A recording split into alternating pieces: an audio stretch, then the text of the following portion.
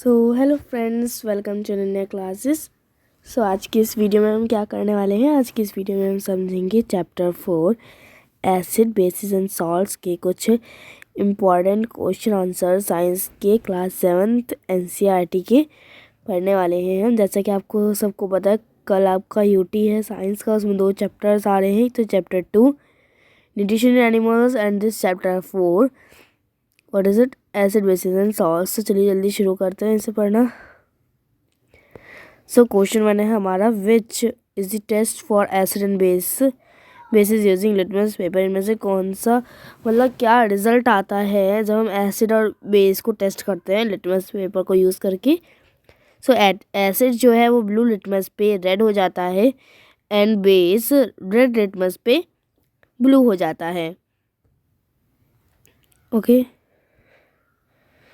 what is the name, second question, what is the name is given to those substances which do not change the color of either red or blue litmus paper? So these solutions or substances which do not change the color of either red or blue litmus paper are neutral। मतलब जो अपना colour change नहीं करते हैं, ना तो red ना blue litmus paper पे, वो सॉल्यूशंस कौन से होते हैं? न्यूट्रल सॉल्यूशंस होते हैं। 2 इंडिकेटर्स के नाम लिखने थे अब हमें जो नेचुरली ऑक्यूर होता है। So these are turmeric and China rose, जो कि नेचुरली मिलते हैं हमें, और ये इंडिकेटर्स होते हैं। Name the acid present in lemon juice and tomato. Lemon juice और टमेटो में कौन सा एसिड प्रेजेंट होता है? Citric acid in lemon juice and oxalic acid in tomato. मतलब लेमन जूस में सिट्रिक एसिड होता है एंड टोमेटो में ऑक्सैलिक एसिड होता है। Name a substance which is use to cure the discomfort caused by indigestion due to over eating. So milk of magnesia use करते हैं जब हमें एसिडिटी हो जाती है, जो जिसमें मैग्नीशियम हाइड्रोक्साइड होता है, जो कि बेस होता है, जो कि न्यूट्रलाइज कर देता है ज़्यादा एसिड जो हमारे स्टमक में प्रेजेंट होता है ना, हाइड्रोक्लोरिक एसिड जब वो ज़्यादा भर जाता है तो उसके इफेक्ट को वो न्यूट्रलाइज कर देता है। Magnesium hydroxide, milk of magnesia base है एक, क्योंकि how does a turmeric stain on white shirt is turn to red when it wash with soap. कैसे जो टर्मरिक, जो हल्दी का दाग होता है, वो वाइट शर्ट पे रेड कैसे हो जाता है जब उसको धोया जाता है साबुन से। टर्मरिक स्टेन जो है वो इसलिए हो जाता है क्योंकि जो सोप है वो एक बेसिक सॉल्यूशन, सोप सॉल्यूशन जो है वो बेसिक है नेचर में। आपको तो पता ही है कि जब हम बेस को, क्या है, टर्मरिक एक इंडिकेटर है, ओके, एंड जब टर्मरिक के ऊपर हम बेस को मिक्स करेंगे, उन दोनों को मिक्स करेंगे तो क्या प्रोड्यूस होता है? Red colour. एंड टर्मरिक के ऊपर अगर हम एसिड को प्रोड्यूस करेंगे तो वो ऐसा का वैसे ही रहेगा, मतलब बोर करेंगे तो। इस लाइम वाटर एंड एसिडिक, जो लाइम वाटर है वो एसिडिक है या फिर बेसिक सॉल्यूशन है? So lime water means calcium hydroxide, वो एक बेसिक सॉल्यूशन है। नेम द रिएक्शन बताना है जब एसिड और बेस आपस में मिक्स होते हैं, सो न्यूट्रलाइजेशन रिएक्शन होता है। Which acid is injected into our body. कौन सा एसिड हमारी बॉडी में इंजेक्ट किया जाता है जब हमें एक चींटी काटती है, उससे जो पेन होता है? वो एक फॉर्मिक एसिड होता है, जो कि हम किसी भी पर्सन की स्किन में इंजेक्ट करा जाता है जब उसे अंट काटती है तो।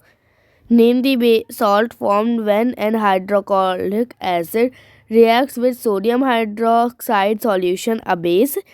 So when hydrochloric acid reacts with sodium hydroxide solution, then sodium hydroxide salt is formed. So कौन सा salt form होता है?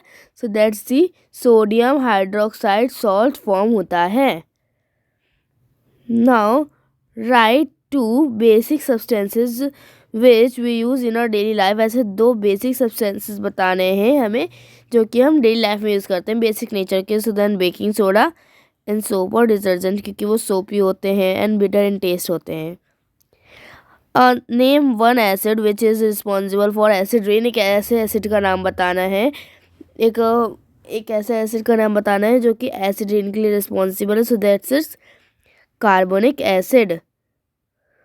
Okay, that's it, carbonic acid. ये सारे क्वेश्चन से इम्पॉर्टेंट है, एक बार इन्हें आप देख के और लर्न करके चले जाइएगा यूटी में।